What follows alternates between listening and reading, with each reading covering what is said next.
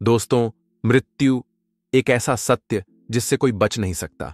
हमारे पहले भाग में हमने देखा था कि मृत्यु के तुरंत बाद आत्मा कैसे शरीर से निकलती है, किस तरह वह घर परिवार के बीच अदृश्य रूप में रहती है और कैसा असहाय अनुभव करती है।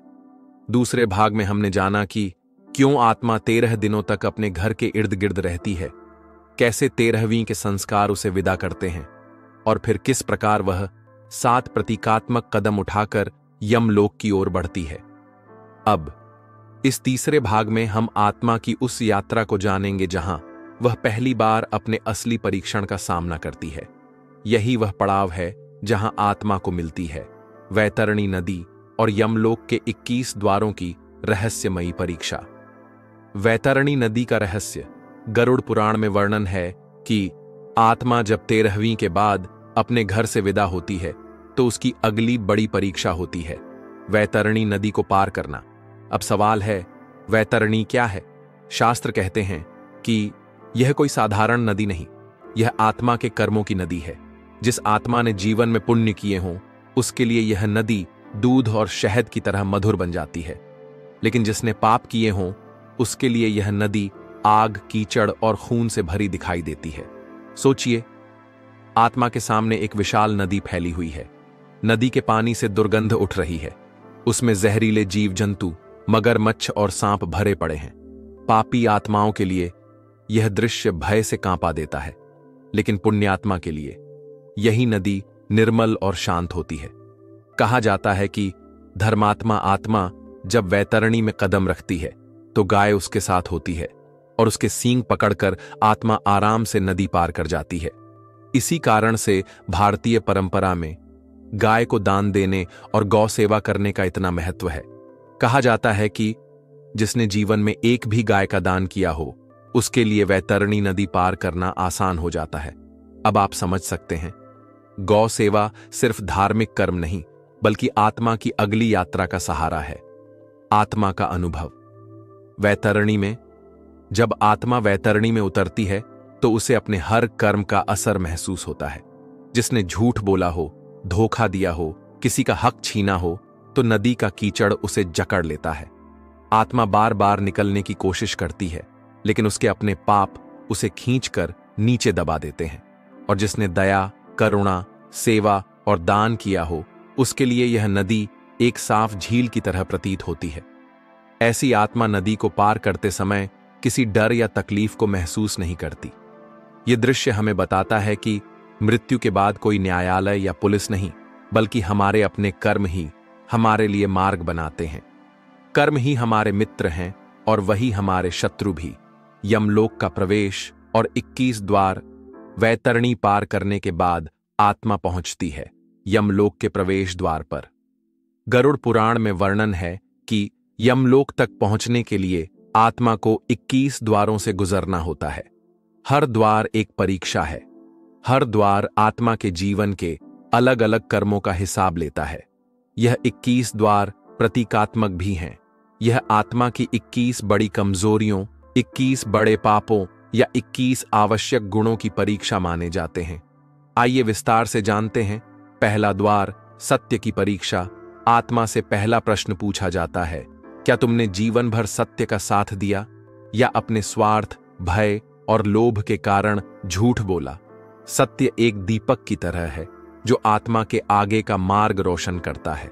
अगर आत्मा झूठी रही हो तो यह द्वार कांटों और अंधकार से भर जाता है, लेकिन जिसने सत्य का पालन किया उसके लिए यह द्वार स्वयं खुल जाता है।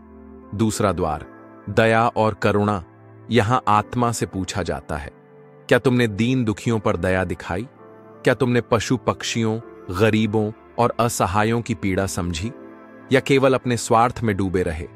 अगर आत्मा निर्दयी रही हो तो द्वार के आगे उसे चीत्कार और पीड़ितों की आवाजें सुनाई देती हैं, लेकिन जिसने करुणा दिखाई हो उसके लिए यह द्वार फूलों की बौछार से खुलता है।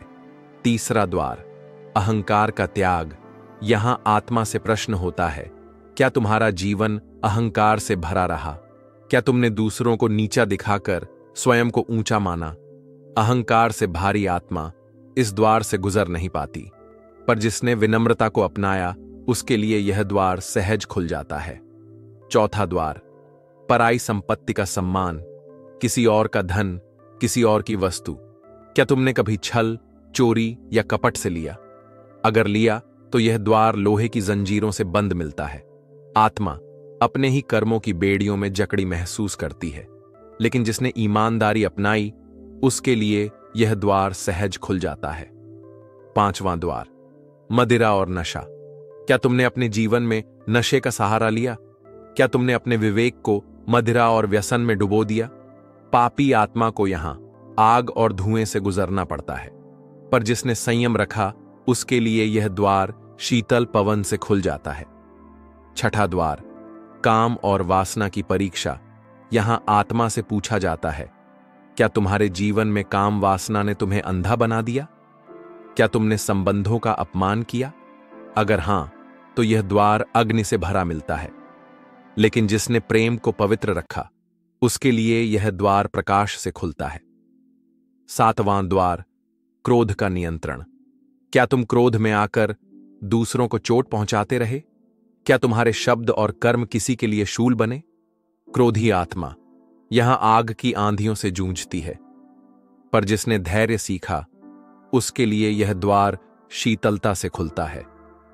आठवां द्वार, लोभ और धन का मोह। क्या तुमने जीवन भर धन और संपत्ति को ही परम लक्ष्य माना? क्या तुमने लोभ में आकर अधर्म किया? अगर हां, तो यह द्वार लालच की जंजीरों से बंधा रहता है, पर जिसने संतोष अपनाया उसके लिए यह द्वार सरलता से खुल जाता है। नौवां द्वार, माता पिता और गुरु का सम्मान। क्या तुमने अपने जीवन में माता पिता और गुरु का आदर किया या उन्हें दुख पहुंचाया? अगर आत्मा ने उनका अपमान किया तो यह द्वार पत्थरों से बंद मिलता है, पर जिसने सेवा की उसके लिए यह द्वार स्वयं खुल जाता है। 10वां द्वार, धर्म पालन। क्या तुमने धर्म के मार्ग का अनुसरण किया? क्या तुमने अपने धर्म, अपने कर्तव्य का पालन किया? 11वां द्वार, अत्याचार और हिंसा। क्या तुमने निर्दोषों पर अत्याचार किया? क्या तुमने हिंसा को अपना साधन बनाया? अगर हां, तो यह द्वार रक्त से भरा दिखाई देता है, पर जिसने अहिंसा और क्षमा अपनाई उसके लिए यह द्वार सहज खुलता है। 12वां द्वार, दान और परोपकार। क्या तुमने कभी जरूरतमंद को दान दिया? क्या तुमने दूसरों की मदद की? दानशील आत्मा को यहां फूलों और रोशनी से भरा द्वार मिलता है, पर कंजूस और स्वार्थी आत्मा को यह द्वार लोहे की दीवार बनकर रोक देता है। 13वां द्वार, स्त्री पुरुष का सम्मान। क्या तुमने स्त्रियों और पुरुषों को सम्मान दिया या उन्हें अपमानित किया, उनका शोषण किया? अगर अपमान किया हो तो यह द्वार कांटों से भरा है, पर जिसने सम्मान और समानता दी उसके लिए यह द्वार सरल खुलता है। 14वां द्वार, पशु पक्षियों की रक्षा। क्या तुमने पशु पक्षियों पर दया दिखाई या उनका शिकार किया? अगर तुमने क्रूरता की तो यह द्वार हिंसक पशुओं से घिरा मिलता है, पर जिसने दया दिखाई उसके लिए यह द्वार सहज खुलता है। 15वां द्वार, समाज के प्रति उत्तरदायित्व। क्या तुमने अपने समाज, अपने पड़ोस के प्रति जिम्मेदारी निभाई या केवल खुद के लिए जिए? अगर आत्मा स्वार्थी रही हो तो यह द्वार बंद हो जाता है, पर जिसने समाज सेवा की उसके लिए यह द्वार खुल जाता है। 16वां द्वार, झूठी गवाही और छल। क्या तुमने झूठी गवाही दी? क्या तुमने छल कपट से किसी को नुकसान पहुंचाया?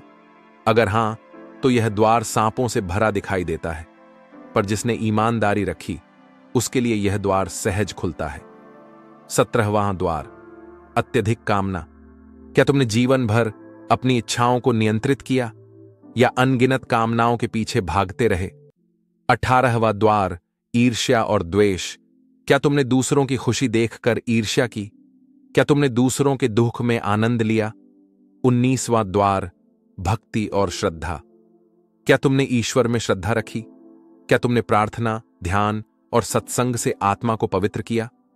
अगर नहीं, तो यह द्वार आत्मा के लिए अंधकारमय बन जाता है, पर श्रद्धावान आत्मा के लिए यह द्वार प्रकाश और शांति से खुलता है। 20वां द्वार, कर्तव्य पालन। क्या तुमने अपने परिवार, समाज और राष्ट्र के प्रति कर्तव्य निभाया? अगर आत्मा कर्तव्यच्युत रही तो यह द्वार पाषाण से ढक जाता है, पर जिसने कर्तव्य निभाया उसके लिए यह द्वार खुल जाता है। 21वां द्वार, कर्म का अंतिम लेखा जोखा। यह अंतिम द्वार है। यहां आत्मा से उसके हर कर्म का हिसाब पूछा जाता है। यह द्वार आत्मा का दर्पण है। जो आत्मा पुण्यवान है उसके लिए यह द्वार स्वर्ग के प्रकाश से खुलता है, और जो आत्मा पापी है उसके लिए यह द्वार नरक की अंधेरी राह दिखाता है। यमदूतों और धर्मराज का दरबार। जब आत्मा इन 21 द्वारों से गुजर जाती है तो अंततः वह पहुंचती है धर्मराज यम के दरबार में। यहां बैठा है चित्रगुप्त, जिसके पास हर आत्मा का लेखा जोखा दर्ज है। कहा जाता है कि चित्रगुप्त के पास एक दिव्य ग्रंथ है जिसमें जन्म से मृत्यु तक के हर छोटे बड़े कर्म लिखे होते हैं। धर्मराज आत्मा से कहते हैं, तुम्हारे कर्म ही तुम्हारा फैसला करेंगे। यहां कोई सिफारिश नहीं चलती, न धन, न पद, न परिवार, सिर्फ तुम्हारे कर्म। यहीं तय होता है कि आत्मा को स्वर्ग मिलेगा या नरक। पुण्य आत्मा को स्वर्ग के सुख मिलते हैं और पापी आत्मा को नरक की भयानक यातनाएं। दोस्तों, यह थी आत्मा की यात्रा का तीसरा चरण। 13वीं के बाद आत्मा वैतरणी नदी पार करती है, 21 द्वारों से गुजरती है और धर्मराज के दरबार तक पहुंचती है। लेकिन आत्मा का सफर यहीं खत्म नहीं होता, क्योंकि आगे है नरक के भयानक लोकों का रहस्य, जहां आत्मा अपने पापों का दंड भुगतती है। इसका वर्णन हम अगले भाग पार्ट 4 में विस्तार से करेंगे।